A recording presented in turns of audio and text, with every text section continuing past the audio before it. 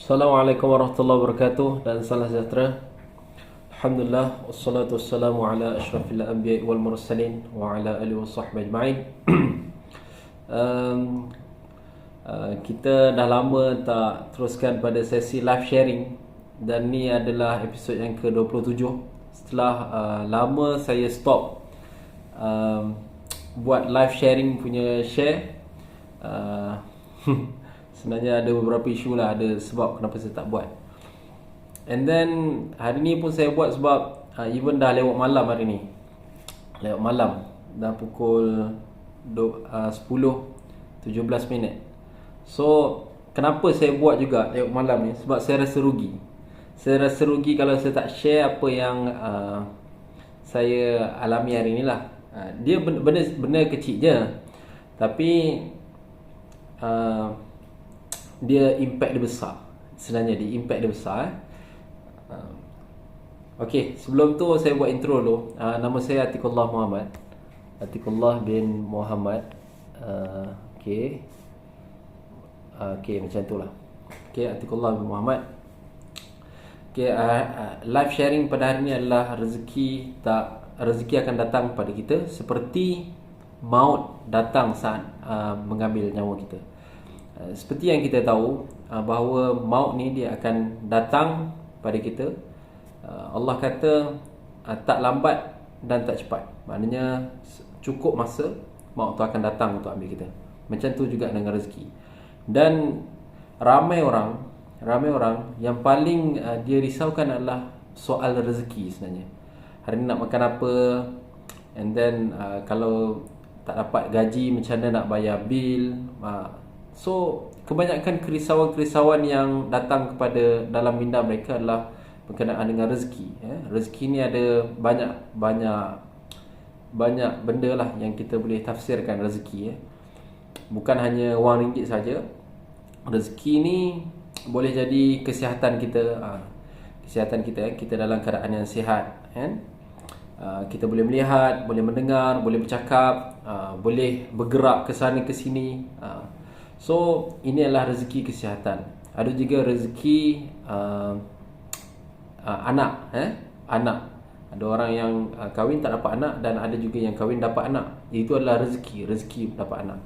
Ada juga rezeki urusannya dipermudahkan. Ada orang yang susah urusan dia sebab tak ada rezeki untuk dipermudahkan urusan.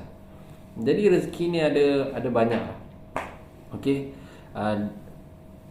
Saya teringat ada satu kisah yang mana saya duduk dekat satu majlis ilmu. Kemudian seorang ustaz tu bagi tahu pada saya.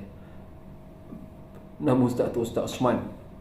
Dia bagi tahu pada jemaah semualah, dan saya ambil intipati pengajaran di situ. Dia kata rezeki ni akan datang pada kita walaupun kita tolak rezeki. Ada satu orang yang salafus soleh, dia soleh, salafus soleh.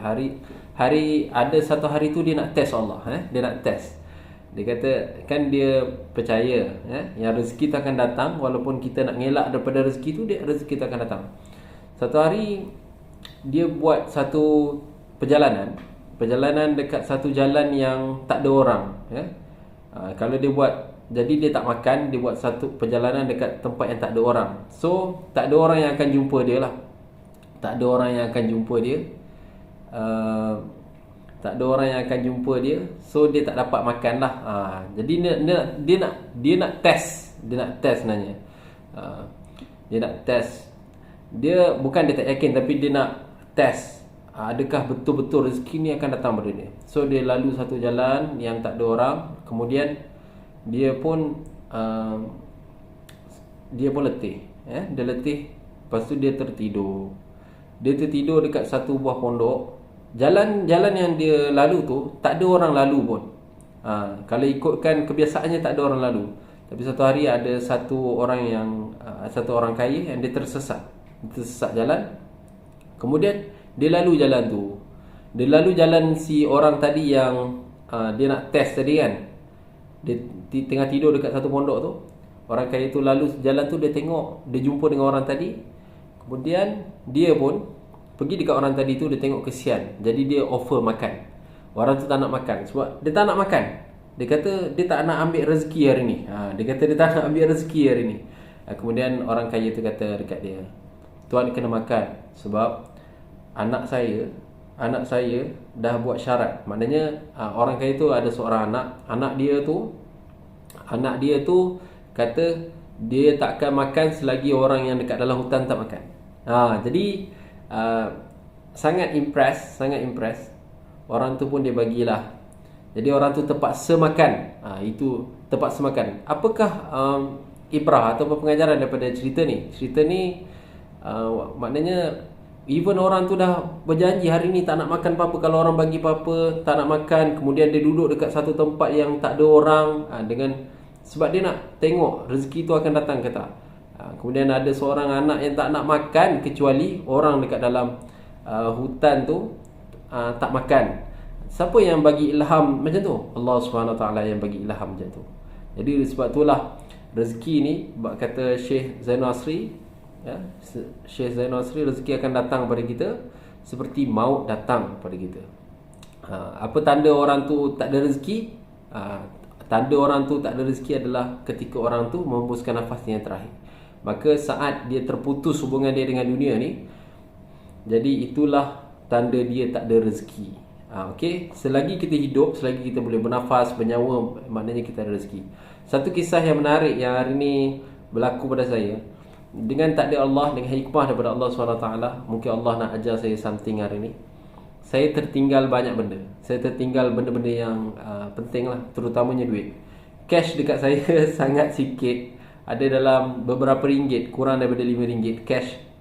Kemudian saya tertinggal purse saya, dompet saya. Dan tu ada banyaklah kad bank. So saya tertinggal benda tu, benda-benda yang penting. Kemudian saya cuma ada satu kad je dekat saya, kad kredit. So kad kredit ni digunakan untuk, saya guna just untuk isi minyak lah. Sebab nak collect point kan. Jadi tak ada Allah. Hari ni saya kena jaga 2 budak comel. Saya kena jaga 2 budak comel. Jadi bila jaga budak comel tu, masuk tengah hari tu saya nak kena beli makanan lah. Saya kata, duit tak ada, macam mana nak beli makanan kan? Nak keluar duit dekat ATM pun tak ada apa. Yalah, tak ada kad, sebab tertinggal. So apa yang saya buat? Saya tak buat apa-apa lah. Saya pergi office, saya buka je pintu office. Ada seorang ustaz ni, nama dia Ustaz Faizal. Dia bagi dekat saya, dia kata, Atik, ada makanan kat sini. Ada makanan 3. Dia bagi pulut kuning, ada 3 pulut kuning. So dia kata, nanti ambil. Saya kata dekat dia, Masya Allah, memang saya ini kena jaga dua orang budak. Kemudian saya seorang lah. Jadi 3 Allah hantar 3 makanan makan tengah hari kami lah. Dalam keadaan saya tak ada duit. Saya tak ada duit langsung. Saya ada duit kurang RM4 lah, which is tak cukup lah untuk beli makanan untuk 3 orang makan kecuali beli, kalau ada nasi lemak RM1 boleh lah. Tapi itu kita nak makan tengah hari, right? So saya pun tak apalah, nak buat macam mana kan.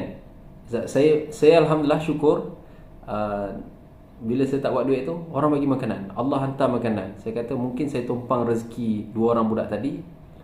So sebab tu Allah hantar makanan. Jadi itulah pengajaran pertama saya dapat. Saya kata maknanya saya teringatlah kisah yang saya cerita tadi tu. Saya cakap, rezeki akan datang pada kita. Walaupun rezeki akan datang pada kita, walaupun kita nak tolak rezeki tu, ataupun rezeki tu akan datang pada kita tanpa kita sangka. Sebab urusan rezeki ni adalah urusan Allah SWT. Okey, itu kisah pertama. Kisah yang kedua, waktu malam saya duduk kat office. Malam saya duduk kat office. Saya kunci pintu office lah. Saya kunci pintu office. So saya nak relax, tak ada orang lah. Kebiasaannya tak ada siapa tahu saya ada kat dalam office waktu-waktu yang ni lah. Tapi ada seorang hamba Allah ni, pintu office tu dah kunci. Dia pergi buka pintu tu. Dia nampak saya. Lepas tu dia bagi saya makanan. Sedangkan saya kunci pintu dan kebiasaannya tak ada orang masuk office pada waktu-waktu macam tu. Dan dia bagilah saya makanan lah. Dia bagi saya makanan. Saya kata Masya Allah. Baru saya teringat kisah tadi tu. Allah dah tunjuk dekat saya. Allah tunjuk dekat saya. Walaupun saya kunci pintu, saya duduk dalam tu seorang-seorang. Dan dalam waktu masa tu, masa yang kebiasaannya memang tak ada orang yang akan masuk kat dalam bilik tu. Kemudian Allah hantar orang untuk bagi saya rezeki pada malam ni. Kemudian saya duduk lagi. Dia buka kali kedua, dia bagi pula saya rezeki lain lagi. Saya kata Maha suci Allah, Subhanallah. Allah sangat kuasa, Allah sangat bijaksana, Allah Maha hebat yang mengurus urusan rezeki. Kemudian saya dapat satu pengajaran hari ini. Saya dapat satu pengajaran yang penting. Dan hari ini saya nak share untuk siapa yang sedang tengok video ni ataupun yang akan tengok nanti. Kata rezeki adalah something yang ia adalah urusan Allah SWT. Kita perlu yakin. Dan seperti bab kata Habib Novel, urusan daripada urusan Allah SWT, sepatutnya kita jangan campur. Kita tak payah fikir urusan-urusan tu. Sebab apa? Ia adalah beyond kita punya akal fikiran. Kita tak tahu bila Allah SWT nak bagi kita jadi senang, kemudian bila Allah nak bagi kita jadi susah. Semua tu ada hikmah daripada Allah SWT. Sebab tu kita sebagai hamba-Nya, kita kena sentiasa sangka baik. Ketika berlaku sesuatu yang bukan daripada kehendak kita, kita kata Allah Maha bijaksana, Allah yang memiliki hikmah. Maka kita cuba melihat dari sudut positif tentang satu-satu perkara itu. Seperti rezeki juga. Kemudian apabila berlaku sesuatu yang kita suka, kita mengucapkan syukur, Subhanallah. Kita syukur pada Allah SWT. Moga dan kita doa supaya Allah tambah nikmat. Kemudian yang paling terbaik adalah rezeki itu dikongsi kepada orang lain supaya berkah rezeki tersebut. Jadi bercakap tentang soal rezeki ni sangat-sangat ajaib. Sangat-sangat ajaib. Ada orang yang mereka instead of cari rezeki, maknanya mereka keluar pergi cari rezeki, pergi bekerja, pergi keluar berniaga. Ada orang yang dia mencari rezeki. Tapi ada juga satu pihak lain yang mereka ni kerja dia menjemput rezeki, menjemput. Seperti kita undang orang ke perkahwinan kan, kita jemput mereka, jadi mereka datang. Mereka buat something untuk jemput rezeki datang. Jadi sangat unik. Ada orang di saat ada orang yang pergi mencari rezeki, ada orang yang dia menjemput rezeki. So sangat unik sebenarnya kehidupan ni, terutama rezeki. Tapi Allah kata wa may yattaqillaha yaj'al lahu makhraja. Siapa yang bertakwa pada Allah SWT, Allah akan bagi jalan keluar. Jalan keluar. Lepas tu Allah akan bagi rezeki untuk orang yang bertakwa ni pada jalan yang tak disangka. Wa may yarzuqu min haitsu la yahtasib.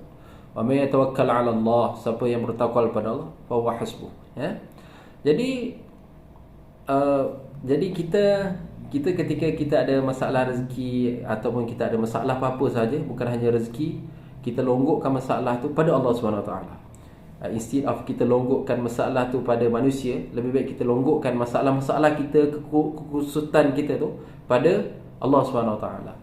Jadi kita tahu kerana Allah SWT ni Tuhan yang maha kaya, Ghani, Tuhan yang maha bijaksana, dan Tuhan yang memiliki semua jalan penyelesaian yang kita perlukan. Instead of manusia ni terbatas. Ketika kita longgok masalah kita pada manusia, manusia ni dia ada limit dan mereka tak boleh selesaikan semua masalah, dan mereka tak boleh selesaikan masalah semua orang. Jadi siapa yang boleh selesaikan masalah semua orang? Tuhan kita, Allah Subhanahu Wa Taala, Tuhan yang Maha Kuasa, Tuhan yang Maha Bijaksana. Jadi harap-harap video hari ni, apa yang saya share ni, anda dapat ambil ibrah atau pengajaran seperti saya ambil pengajaran hari ni. Dan dengan pengajaran itu kita meningkatkan ketakwaan kita, kita jadi lebih yakin soal rezeki, dan kita jadi lebih baik dari masa ke semasa. Jadi apa yang saya kata, jika apa yang saya share ni ada silap, saya mohon maaf. Dan apa yang baik itu daripada Allah SWT, dan apa yang buruk itu daripada kelemahan diri saya sendiri. Aqulu qawli hadza wa astaghfirullahal azim. Sebelum tu pesanan dari penaja. Hari ni hari Khamis, malam Jumaat. Maka kita disunatkan untuk membaca surah Al-Kahfi, surah Kahfi. Jangan lupa. Kemudian kita memperbanyakkan selawat pada junjungan besar kita Nabi Muhammad sallallahu alaihi wasallam. Selawat, lafaz selawat yang paling ringkas, Allahumma salli ala Muhammad wa ala ali Muhammad. Kalau nak tambah Sayyidina boleh, Allahumma salli ala Sayyidina Muhammad wa ala ali Sayyidina Muhammad. Kemudian nak panjang sikit, kita boleh baca banyak selawat Ibrahim, Ibrahimiyah. Yang apa, kama sallaita ala Ibrahim wa ala ali Ibrahim. Itu selawat tahiyat. Jadi kita itu selawat yang terbaik. Jadi kita hari Jumaat ni kita banyakkan selawat, kita jangan lupa al-kahfi. Moga-moga Allah memberkati kehidupan kita. Kerana selawat, siapa yang selawat pada hari ini, maka Allah akan selawat ke atasnya 10 kali. Jadi itu saja. Assalamualaikum warahmatullahi wabarakatuh.